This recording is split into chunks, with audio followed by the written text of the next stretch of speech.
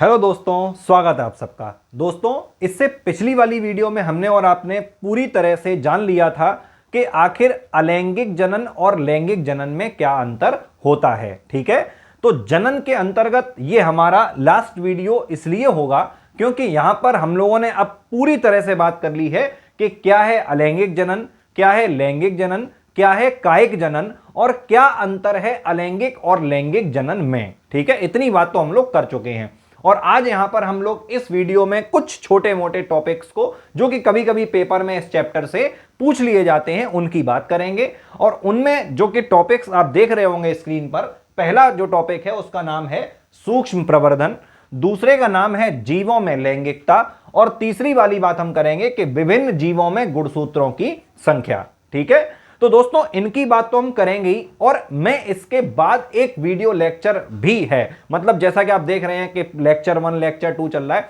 इसके बाद एक लेक्चर और होगा जिसमें मैं इस चैप्टर में आने वाले सभी इंपॉर्टेंट क्वेश्चंस को एक साथ ले लूंगा। वो क्वेश्चन वन लाइनर भी होंगे और जो शॉर्ट और लॉन्ग है वो तो मैंने आपको पहले ही करा दिए हैं। ठीक है, तो वो वाला वीडियो हमारा आप लोग जरूर देखें। तो दोस्तों बिना देर करे अपने वीडियो को स्टार्ट करते हैं। चलिए, सबसे पहले हम और आप बात करना चाहते हैं सूक्ष्म प्रवर्धन के बारे में। तो जरा इसको समझेंगे। यहां पे लिखा है सूक्ष्म प्रवर्धन, हिंदी में इंग्लिश में इसको कहते हैं माइक्रो प्रोपेगेशन।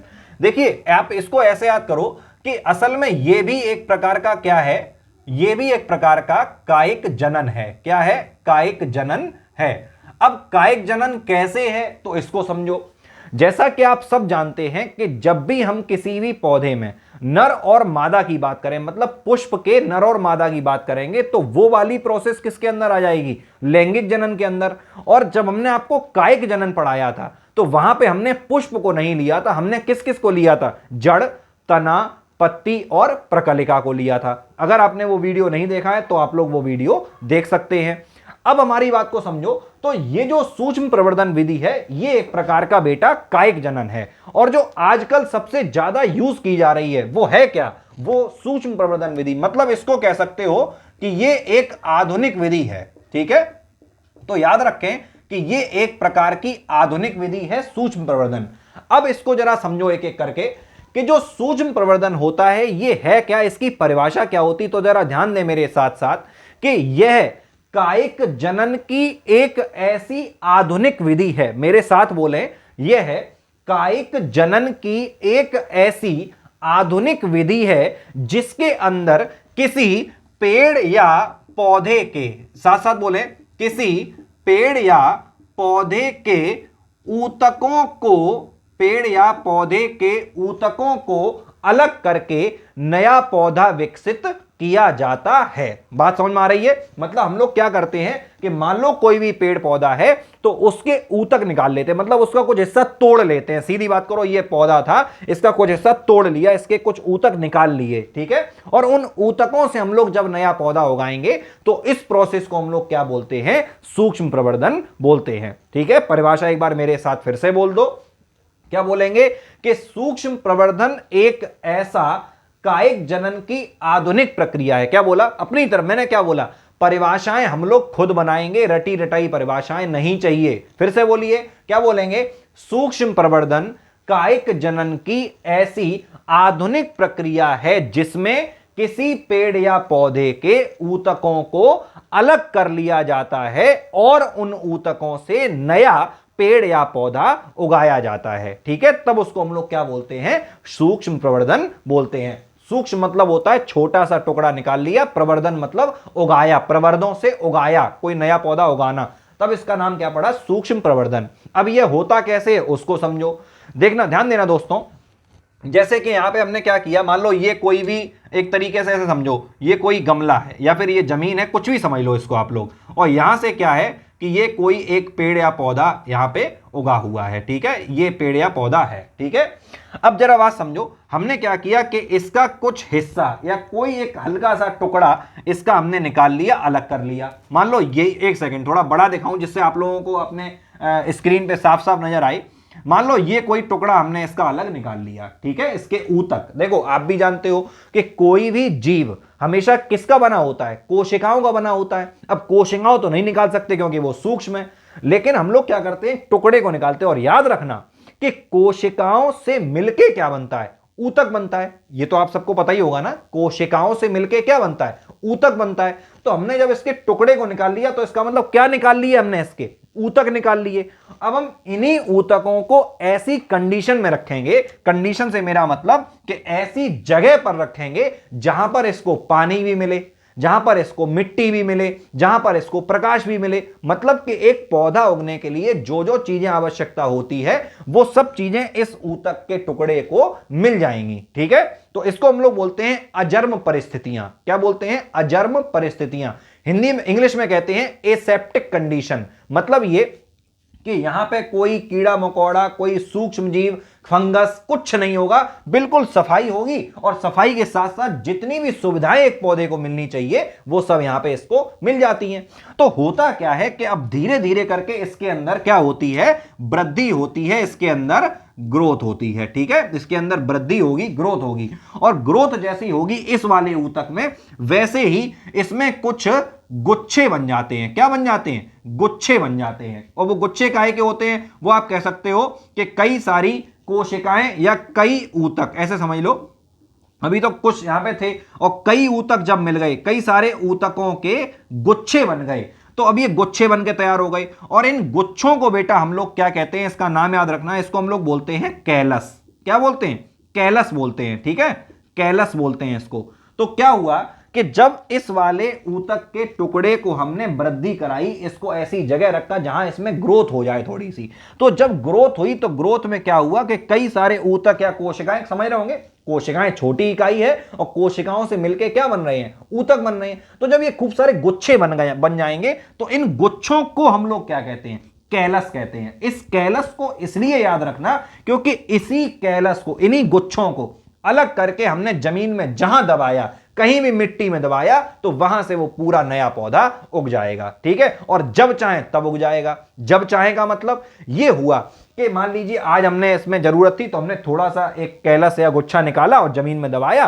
कुछ दिनों बाद नया पौधा उग गया। तो हम जब जब चाहें उसी गुच्छे में से थोड़ी थोड़ी कोशिकाएं या ऊतक निकाल के और जमीन में दबा के और मृदा से नए नए पौधे प्राप्त कर सकते हैं। तो इस प्रोसेस को हम लोग क्या बोलते हैं, सूक्ष्म प्रवर्धन बोलते हैं। ठीक है दोस्तों, ये वाली बात आप लोग याद रखना। अब जैसे एक पौधा सुना होगा आप लोगों ने, गुलदाउदी। ठीक है, एक नाम है गुलदाउदी। तो इसमें बेटा सूक्ष्म प्रवर्धन होता है। इसी तरीके से एक होता है जैसे कि आपने सुना होगा कुकुरमुत्ता, जिसको बोलते हैं। ठीक है, कुकुरमुत्ता, या फिर इंग्लिश में इसका नाम क्या, मशरूम बोलते हैं वैसे तो कुछ लोग इसको। तो मशरूम में ये वाली प्रोसेस हो जाती है। ठीक है, ऐसे ही एक कॉर्नेशन होता है पौधा, कॉर्नेशन का। ठीक है, कॉर्नेशन। ठीक है, तो ये कॉर्नेशन जो है इसमें भी क्या होता है, सूक्ष्म प्रवर्धन होता है। ठीक है दोस्तों, तो उम्मीद करता हूं ये वाला टॉपिक आपको, या फिर सूक्ष्म प्रवर्धन शॉर्ट टॉपिक है, ये आपको क्लियर हो चुका होगा। ठीक है दोस्तों, तो अगर नोट्स चाहिए तो मैंने फिर कहा कि पीडीएफ सेक्शन में आपको इसके नोट्स भी मिल जाएंगे। चलिए अब आगे बढ़ते हैं। अब ये तो एक छोटा सा टॉपिक हो गया, आगे बढ़ो। अब लिखा है जीवों में लैंगिकता। इसका क्या मतलब है, देखो इसके बारे में मैं आपको कुछ बातें बता चुका हूं। कोई बात नहीं, क्योंकि वीडियो नया है तो बातें भी नहीं होंगी, और बातें तो नहीं होंगी, नए शब्दों के साथ होंगी, लेकिन जो लैंगिकता क्या है वो मैंने आपको इससे पहले लैंगिक जनन में बता दी है। कोई बात नहीं, आगे बढ़ते हैं, बात करते हैं जीवों में लैंगिकता। तो बेटा याद रखना कि लैंगिकता के आधार पर हमेशा जीवों को दो टाइप में बांटा जाता है। देखो ये तो तुम भी जानते हो कि या तो कोई जीव कैसा होता है, नर होता है, या फिर कोई जीव कैसा होता है बेटा, मादा होता है ना। अब क्या हुआ कि कभी कभी क्या होता है, मान लो ये कोई जीव है, बात समझना, और ये कैसा है, ये है नर। ठीक है, ऐसे ही ये वाला कोई जीव है, ये कैसा है, तो ये वाला है मादा। लेकिन ऐसा भी संभव होता है कि जीव तो एक ही हो और उसी में क्या हो जाए, नर भी हो और उसी में मादा भी हो। मतलब ये हुआ, देखो आप समझो, बात को ध्यान देना, नर और मादा देखने में तो एक जैसे लगते हैं। देखने में एक जैसे का मतलब सब अंग की संरचना बराबर है, लेकिन कुछ ऐसे विशेष अंग होते हैं जिनका नाम होता है जनन अंग। जिन जनन अंगों की वजह से वो या तो कोई नर बन जाता है या फिर कोई मादा बन जाती है। तो अगर किसी के पास केवल नर जनन अंग हैं तो उसको क्या बोलते हो? नर बोलते हो, मेल बोलते हो। अगर किसी के पास केवल मादा वाले जनन अंग हैं तो उसको क्या कहते हो? मादा कहते हो। लेकिन कभी कभी ऐसा भी होता है कि जीव तो एक ही होगा, उसके ही अंदर नर जनन अंग भी होंगे और उसी के अंदर मादा जनन अंग भी होते हैं, तब ऐसे जीव को हम लोग क्या बोलते हैं? द्विलिंगी बोलते हैं। क्या बोलते हैं? द्विलिंगी बोलते हैं। याद रखना, द्विलिंगी। अब ट्रिक सुनो, ट्रिक। द्वि मतलब क्या होता है? दो, और लिंगी मतलब क्या होता है? लिंग वाला। तो ऐसा जीव जिसके पास दो लिंग एक साथ हों उसको क्या कहते हैं? द्विलिंगी कहते हैं। और समझ गए होगे, ये दोनों क्या कहलाएंगे बेटा? एक लिंगी कहलाएंगे। क्या कहलाएंगे? एक लिंगी कहलाएंगे। लेकिन इन्हें हम लोग बोलेंगे कैसे? तो इसको बोलेंगे हम लोग एक लिंगी नर। अब ये क्या, वैसे तो है तो एक लिंगी, लेकिन फिर भी क्या कहोगे इसको तुम? एक लिंगी नर। और इसको क्या बोलोगे? एक लिंगी मादा, है ना? तो ये दोनों क्या कहला रहे? ये भी एक लिंगी, ये भी एक लिंगी, और इसको क्या कहोगे? द्विलिंगी। क्लियर हो गई बात? अब कुछ और बात अगर हम करना चाहें तो मेरी बात सुने ध्यान से।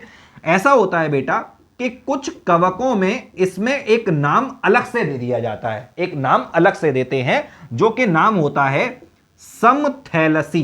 क्या नाम होता है? समथैलेसी। और दूसरा होता है बेटा विषमथैलेसी। ठीक है, विषमथैलेसी। अब समझो बात को, ठीक है? असल में ये थैलस एक संरचना होती है, जनन संरचना है, कोई बात नहीं, आप ध्यान देना। एक लिखा है समथैलेसी, एक लिखा है विषमथैलेसी। असल में मैंने जो मुझे समझाना था, मेनली जो हीरो था वो मैंने आपको पहले ही समझा दिया कि असल मेन जो नाम है वो कौन कौन से हैं? एक लिंगी और द्विलिंगी। बस इतना है कि इनके अलग अलग जगह पे नाम चेंज कर देते हैं। तो कवकों में जो द्विलिंगी होता है, ध्यान दीजिए, अब कवकों में जो द्विलिंगी होता है उसको हम लोग क्या कह देते हैं? कवकों में। जैसे हम लोग इंसान हैं तो इंसानों में हम लोग, जैसे मतलब हम लोग कैसे हैं? एक लिंगी है ना, मतलब नर अलग है और मादा अलग है। ऐसे ही कैंचुआ ले लो, तो कैंचुआ कैसा होता है? द्विलिंगी होता है, मतलब उसी में नर भी है उसी में मादा भी है। तो इसी तरीके से अगर हम कवकों की बात करेंगे तो द्विलिंगी को वहां पे नाम दिया जाता है समथैलेसी, और एक लिंगी को नाम दिया जाता है विषमथैलेसी। है ना? समझ में आ रहा होगा आप लोगों को? ठीक है भाई। अब क्या हुआ? अब बात करो पेड़ पौधों की। तो पेड़ पौधों की बात करोगे तो तुम सबको पता है कि पेड़ पौधों के अंदर जो जनन अंग होता है, क्या चीज बात करी मैंने? जो जनन अंग होता है वो क्या होता है? पुष्प होता है। क्या होता है? जनन अंग हमेशा किसी भी पेड़ या पौधे का क्या होगा? पुष्प होगा। और पुष्प के अंदर तुमने जरूर सुने होंगे, एक तो होते हैं पुमंग और एक होते हैं जायांग। क्या होते हैं? एक होते हैं पुमंग, एक होते हैं जायांग। तो याद रखना कि ऐसा पुष्प, सुनिए, ऐसा पुष्प जिसमें केवल पुमंग हो तो उसको हम लोग क्या बोलते हैं? नर एक लिंगी। क्या बोलते हैं? अभी मैंने बोला एक लिंगी नर। बात समझ गए बेटा? क्योंकि पुमंग कैसा है? पुमंग है असल में मेल पार्ट, नर भाग। इसी तरीके से जायांग कैसा है? फीमेल पार्ट है। तो पुमंग अगर किसी एक, मान लो ये कोई पुष्प है, सीधी समझो बात, ये कोई पुष्प है, इस पे केवल और केवल पुमंग है, ठीक है? तो इसको क्या बोलोगे? एक लिंगी नर। इसी तरीके से इस वाले पुष्प पे केवल जायांग है, तब इसको क्या बोलोगे? एक लिंगी मादा। लेकिन ऐसा भी होता है कि पुष्प तो एक ही होता है, उसी पुष्प पर क्या होते हैं? पुमंग भी होते हैं, और उसी पुष्प पर क्या होते हैं? जायांग भी होते हैं। तब ऐसे पुष्प को हम लोग क्या बोलते हैं? द्विलिंगी बोलते हैं। क्या बोलते हैं? द्विलिंगी। क्लियर हो गई? अब देखो, समझो बात को। अब एक लिंगी द्विलिंगी इनके और नाम होते हैं, मतलब और नामों का यूज होता है पेड़ पौधों में। और वो नाम कौन कौन से हैं तो जरा ध्यान दो, मैं यहां लिख दे रहा हूं, सब लोग समझें। एक तो होता है बेटा एक लिंगाश्रयी। क्या नाम है? एक लिंगाश्रयी। और दूसरा होता है उभय लिंगाश्रयी। ठीक है, उभय लिंगाश्रयी। बात समझे?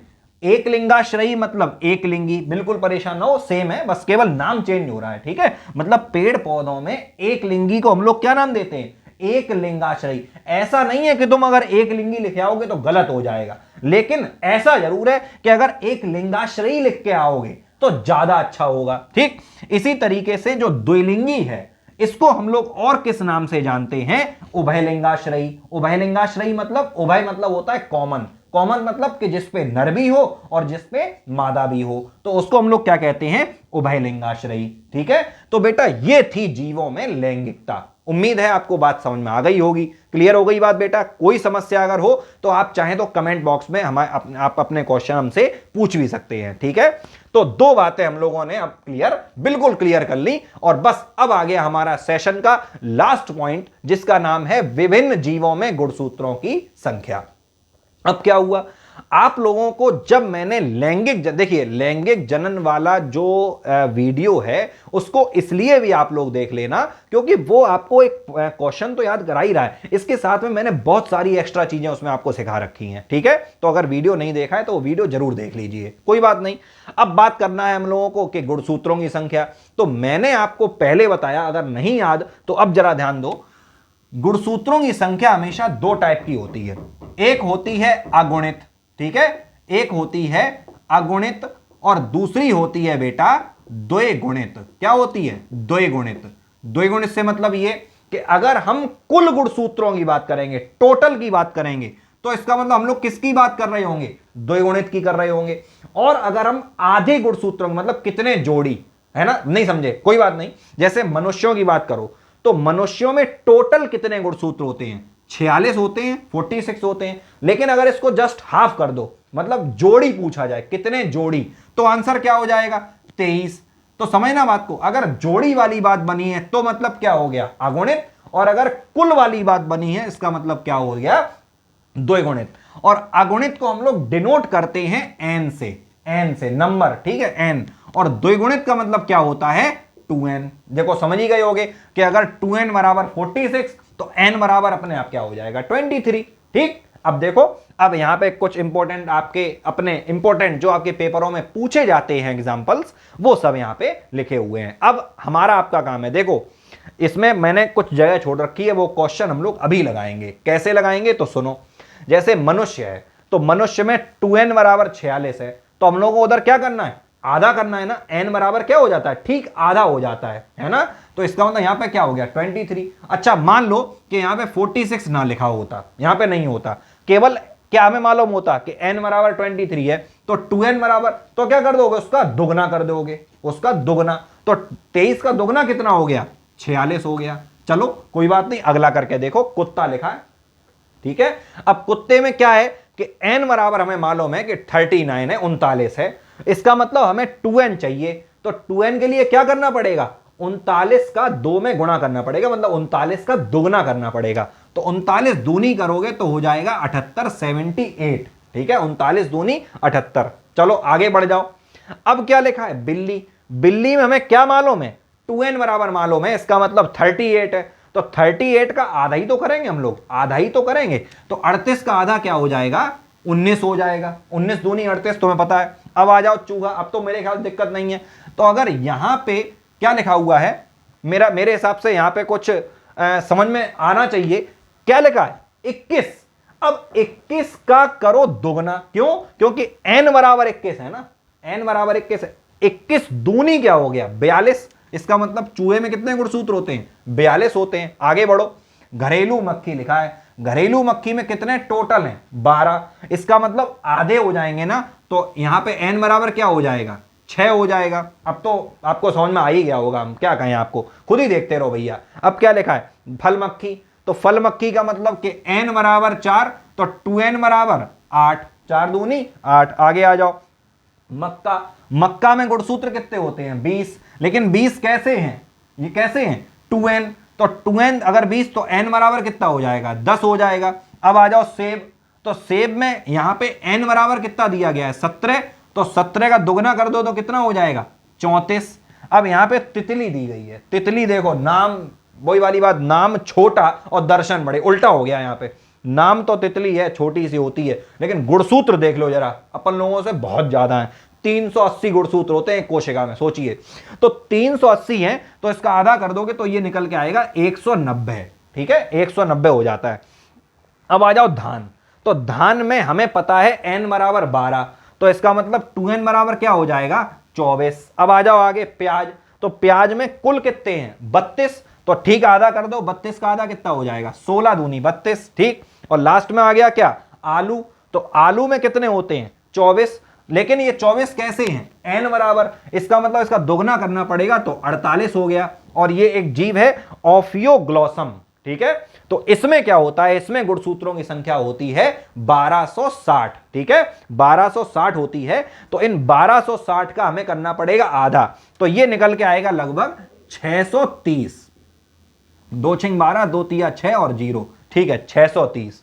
तो दोस्तों इस तरीके से आपने सीखा कि विभिन्न जीवों में गुणसूत्रों की संख्या कितनी होती है। तो आज इस एक वीडियो लेक्चर में हम लोगों ने 3 बातें की हैं। सबसे पहली तो सूक्ष्म प्रवर्धन जाना, दूसरे नंबर पे जीवों में लैंगिकता जानी, और तीसरे वाले में विभिन्न जीवों में गुणसूत्रों की संख्या जानी। ठीक है दोस्तों, तो उम्मीद करता हूं कि आपको हमारा यह वीडियो लेक्चर अच्छा लगा होगा, और इसके बाद वाले लेक्चर में हम आपको एनसीईआरटी के या फिर और भी बुक्स के जो इंपॉर्टेंट क्वेश्चन हो सकते हैं, यहां तक कि जो क्वेश्चन नीट में भी पूछे गए हैं, उनको भी हम एक बार डिस्कस कर लेंगे।